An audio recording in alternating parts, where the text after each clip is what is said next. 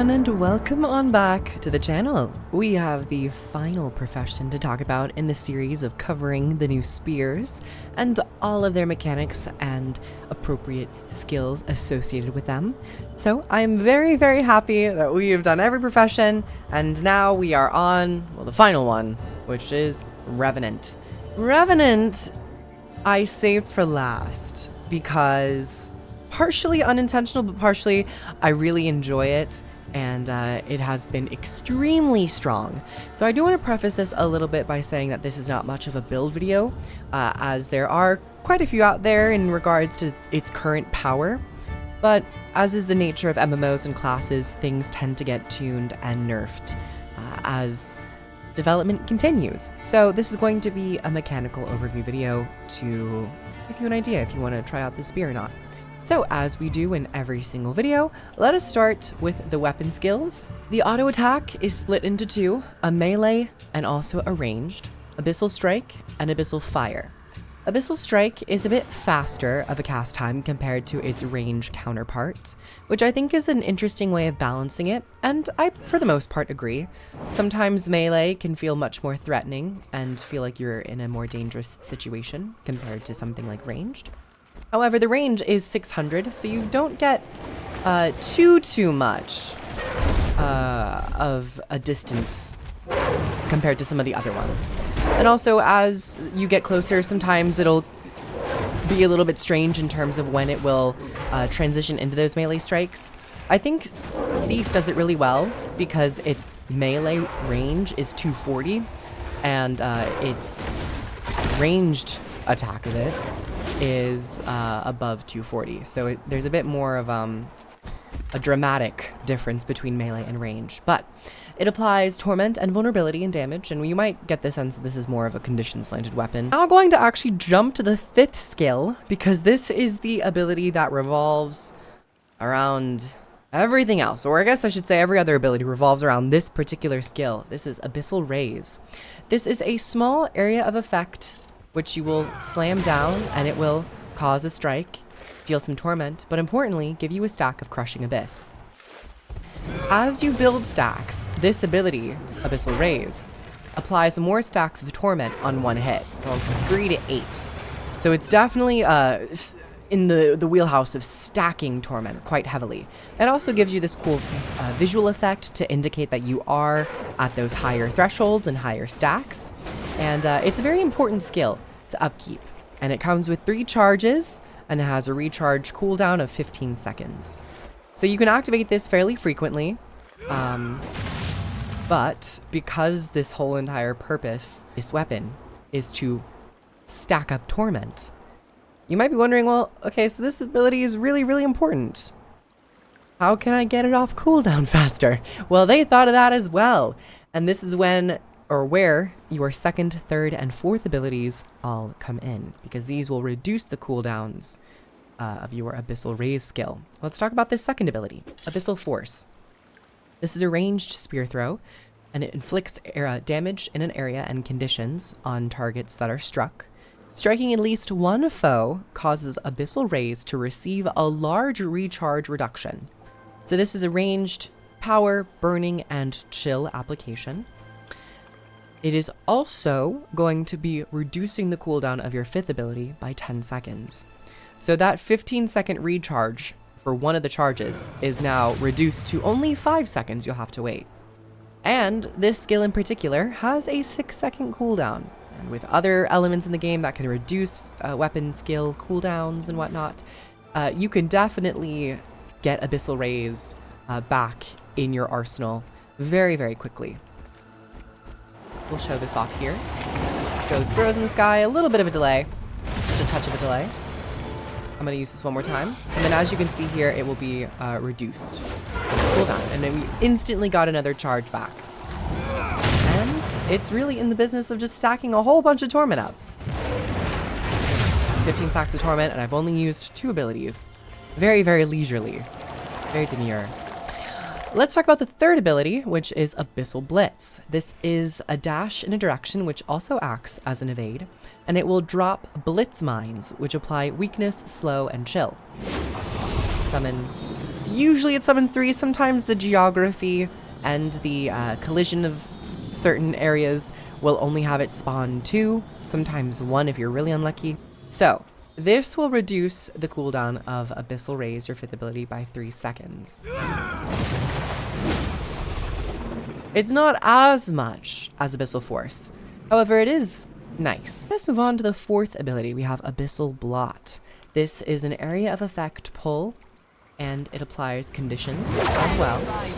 And much like all the other abilities, this will reduce the cooldown of Abyssal Raise by 3 seconds. So as you can see, Abyssal Force is your biggest cooldown reducer, but you still get a little bit of benefit from using your 3 and 4. 3 and 4 feel much more situational when you are looking at the kit as a whole. Your 1, 2, and 5 are kind of your standards. 3 is a nice bit of movement if you're trying to chase something down or get away, or get out of an area of effect attack.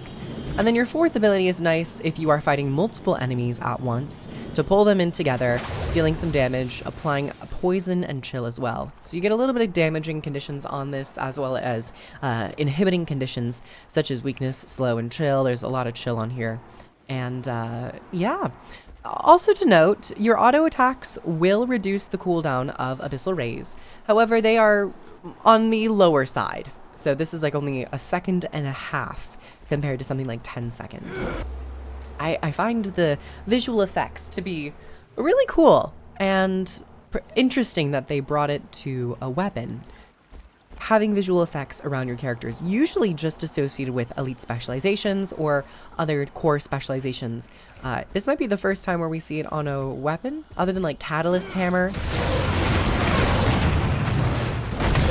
But yeah, that is the kit. It is really focused around the 5th ability, and that's where you're going to get the bulk of your damage. And that's the gameplay approach. You are going to be weaving your other abilities in while just spamming 5. And it is very approachable. It is not necessarily at the level of something like Weaver Sword, where you have an excess of like 30 plus buttons to press. In all honesty, you really can just focus on 2 and 5 and then set your auto attack and just focus on that. So I highly recommend the Revenant Spear for players if you are looking to have a little bit more of a simplistic approach to damaging rotations.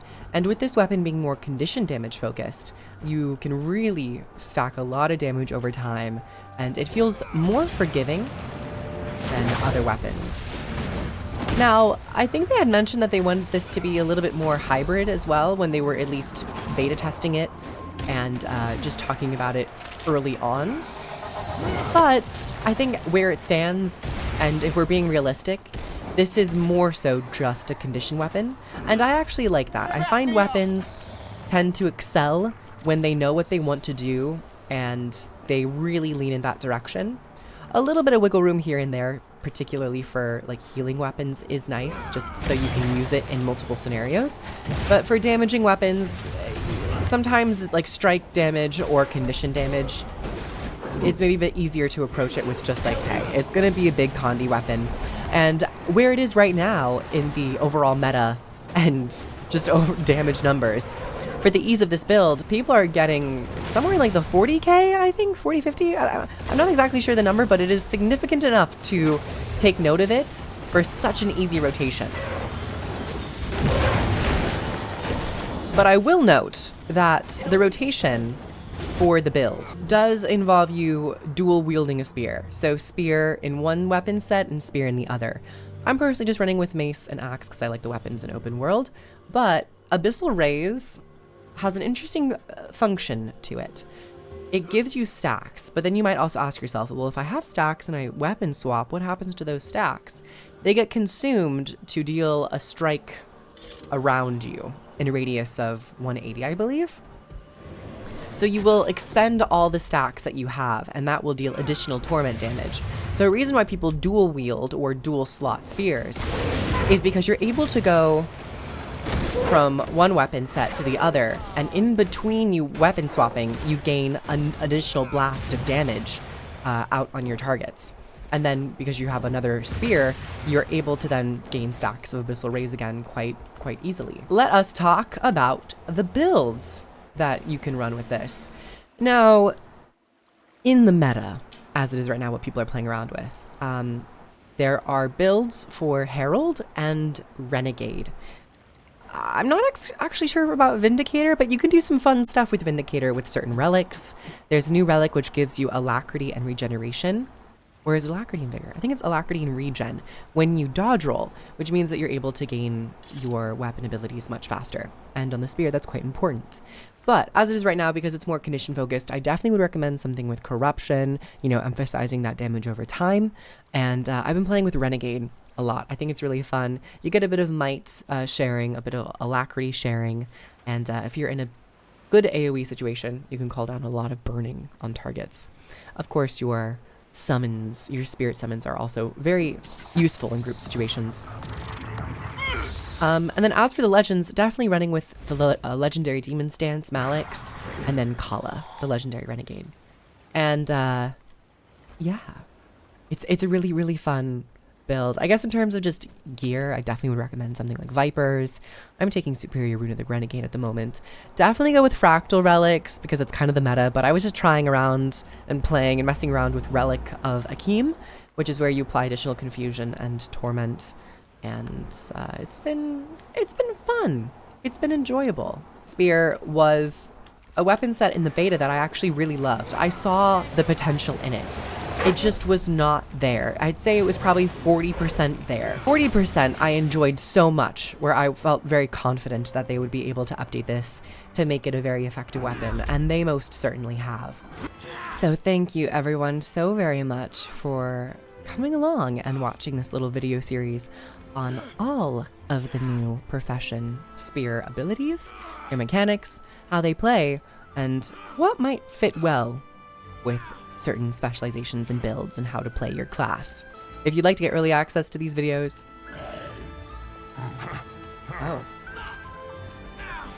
head on over to the Patreon. Thank you so much to my patrons.